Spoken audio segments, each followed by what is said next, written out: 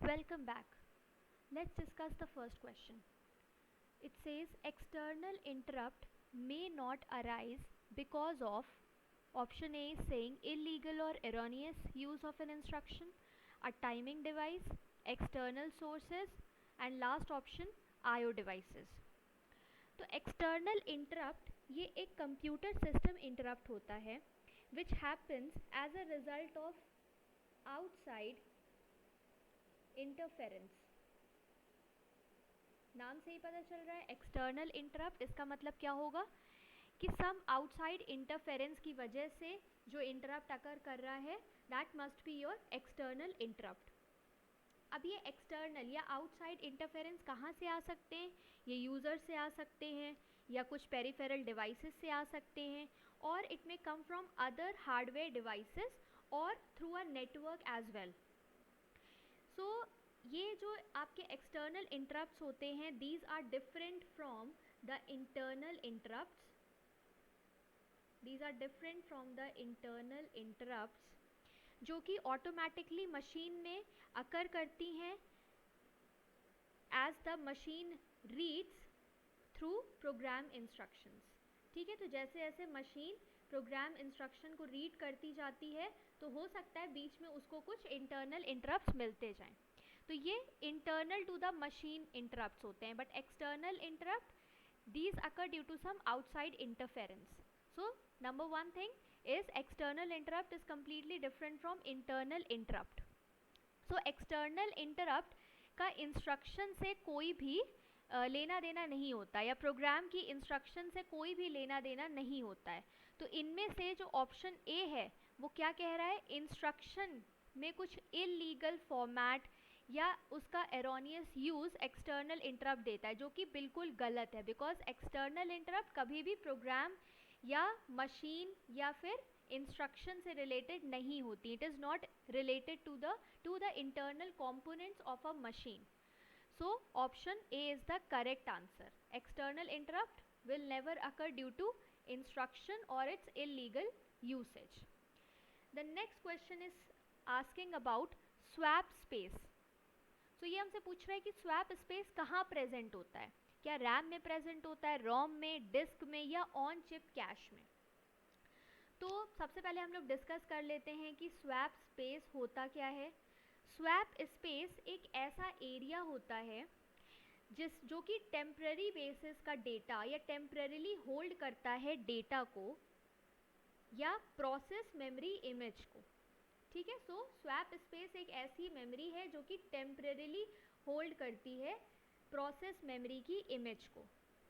तो जब भी आपकी मेन मेमोरी फुल हो जाती है या कंप्लीटली ऑक्यूपाइड हो जाती है एंड किसी दूसरी प्रोसेस को मेमोरी की ज़रूरत होती है तो हम क्या कर देते हैं, इस करेंटली एग्जिस्टिंग प्रोसेस के जो भी इनवैलिड या inactive, not invalid but inactive parts होते हैं उनको हम कहाँ डाल देते हैं, स्वैप स्पेस में.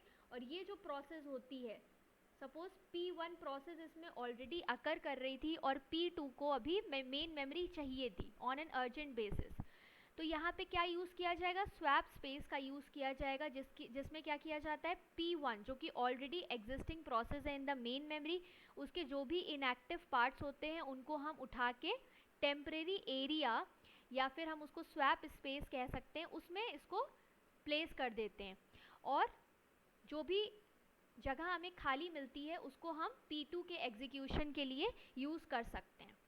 ये जो स्वैप स्पेस होता है आपका ये डिस्क में प्रेजेंट होता है. ठीक है, so option C is the correct answer. Next question is asking about addressing mode. So हमें एक इंस्ट्रक्शन दी हुई है और ये बहुत ही कॉमन टाइप का क्वेश्चन है जिसमें हमें इंस्ट्रक्शन दी जाती है और हमसे पूछा जाता है कि उस पर्टिकुलर इंस्ट्रक्शन का एड्रेसिंग मोड क्या होगा. तो अगर हम इस इंस्ट्रक्शन को ध्यान से देखें, इसमें लिखा हुआ है ऐड x, y. इसमें हम ये कह सकते हैं कि जो एड्रेस है या जो ऑफसेट है इट इज़ इक्वल टू और it is the effective address of the operand is being implied in this particular instruction. Isn't it? इसमें हमको डायरेक्टली दिया हुआ है x, y। इसका मतलब क्या है, इन वेरिएबल्स का जो ऑफसेट है वो ऑलरेडी इस इंस्ट्रक्शन में इम्प्लाइड है, और ये कहाँ क्या बता रहा है, ये जो भी लोकेशन बताएगा वो क्या होगा, इफेक्टिव एड्रेस होगा इन दोनों वेरिएबल्स का। दैट मीन्स हमें इसका एड्रेस कैलकुलेट करने की ज़रूरत नहीं है। तो ये कौन सा केस होता है, ये होता है direct addressing mode.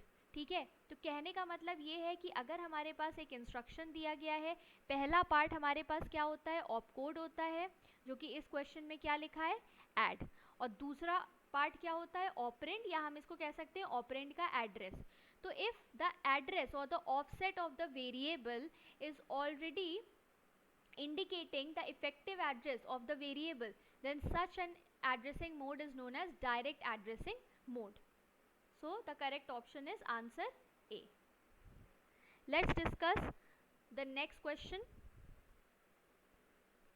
Process that periodically checks status of an IO device.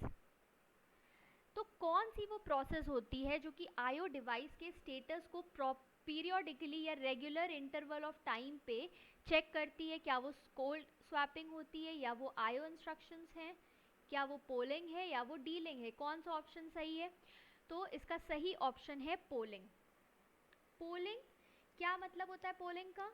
ये एक ऐसी प्रोसेस होती है जो कि एक्टिवली अपने जो स्टेटस होते हैं एक्सटर्नल डिवाइस का, ठीक है, जैसे सपोज एक्सटर्नल डिवाइस है या कोई आईओ डिवाइस है, इन डिवाइसेस का स्टेटस पोलिंग में पीरियोडिकली या एक्टिवली चेक किया जाता है।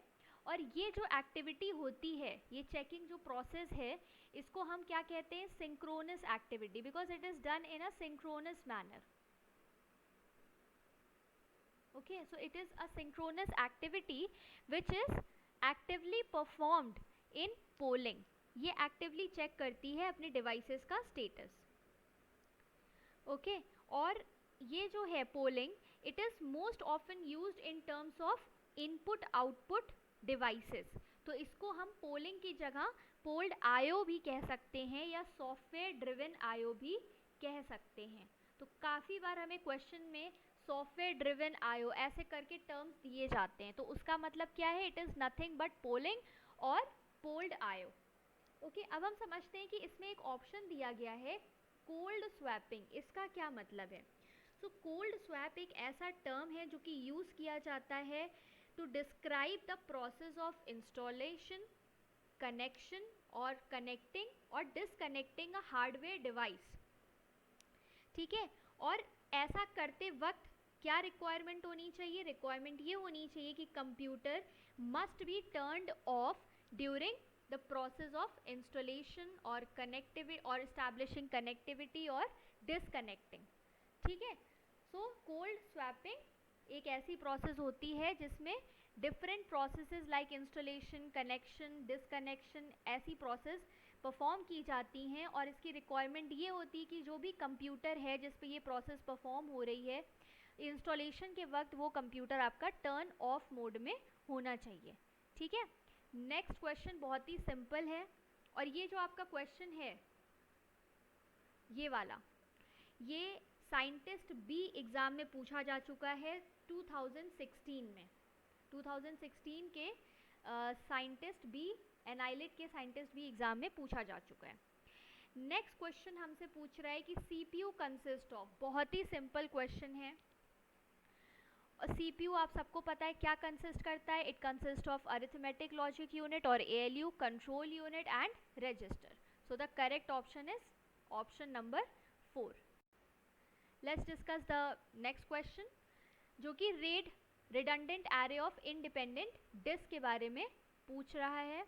और इसमें जैसा कि हमें पता है डिफरेंट लेवल्स होते हैं, टोटल 7 लेवल्स होते हैं रेड आर्किटेक्चर में, और हर एक लेवल में कुछ यूनिक फंक्शनैलिटी प्रेजेंट होती है।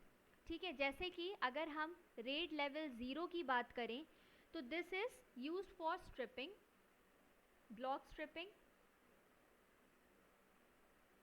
रेड 1, अब रेड 1 में रेड 0 के तो फीचर्स प्रेजेंट होते ही हैं, साथ ही साथ इसमें कुछ अलग फंक्शनैलिटी भी प्रेजेंट होती है। और रेड 1 लेवल जो होता है वो आपके मिररिंग के लिए यूज़ होता है, ठीक है। मतलब जो भी डिस्क है उनको मिरर कर दो, एक रिडंडेंट डिस्क फॉर्म हो जाए, ताकि जब भी फेलियर हो तो हम उसका मिरर इमेज यूज़ कर सकें, ठीक है, to avoid loss of data. जो रेट लेवल 2 होता है ये आप लोग नोट कर लीजिए अगर आपको नहीं पता, और ये बहुत ज़्यादा कॉमन क्वेश्चन है। और ये जो क्वेश्चन है, ये पर्टिकुलर क्वेश्चन, ये एनाइलिट के साइंटिफिक असिस्टेंट एग्ज़ाम में पूछा गया था 2017 में, ठीक है, साइंटिफिक असिस्टेंस में। नाउ रेट लेवल 2 जो होता है वो हैमिंग कोड इसमें प्रेजेंट होता है एरर डिटेक्शन के लिए, okay. So it uses Hamming code for error detection. RAID level 3, RAID level 3 जो होता है it performs byte level stripping, it performs byte level stripping with two parity, two blocks parity, with two blocks parity. RAID level 4 is used for block level stripping with two parity blocks parity, okay. So RAID level 3 byte stripping के लिए use होता है और ये block stripping के लिए, block level stripping. RAID level 5 is again used for block level stripping but not with two block parity as was used in RAID level 4. यहाँ पे कौन सी पैरिटी यूज होती है? यहाँ पे डिस्ट्रीब्यूटेड पैरिटी यूज की जाती है, ठीक है। और लास्ट है आपका RAID लेवल 6 जिसमें ब्लॉक लेवल स्ट्रिपिंग की जाती है with double distributed parity, with double distributed parity, ठीक है। तो उसको थोड़ा मेमोराइज करने में स्टार्टिंग में प्रॉब्लम हो सकती है, बट एक बार अगर आपको याद हो गया तो आप कभी नहीं भूलेंगे कि RAID लेवल 0 में क्या होता है, स्ट्रिपिंग होती है, सिंपल स्ट्रिपिंग। RAID लेवल 1 में क्या हो रहा है, मिररिंग हो रही है। RAID लेवल 2 में हैमिंग कोड का यूज़ किया जाता है एरर डिटेक्शन के लिए। RAID लेवल 3 में क्या हो रहा है, बाइट लेवल स्ट्रिपिंग हो रही है with two blocks parity. RAID level 4 में ब्लॉक लेवल स्ट्रिपिंग हो रही है with again two blocks parity. RAID level 5 में क्या हो रहा है, RAID लेवल 5 में भी ब्लॉक लेवल स्ट्रिपिंग हो रही है but with distributed parity. And RAID level 6 में क्या हो रहा है, डबल डिस्ट्रीब्यूटेड पैरिटी के साथ ब्लॉक लेवल स्ट्रिपिंग की जा रही है। तो अगर हमें इस क्वेश्चन में बताना है कि डिस्क मिररिंग क्या है, तो इस डिस्कशन के हिसाब से डिस्क मिररिंग कौन से लेवल पे यूज हो रही है, डिस्क मिररिंग यूज हो रही है RAID लेवल 1 पे। सो आप इसे नोट कर लीजिए एंड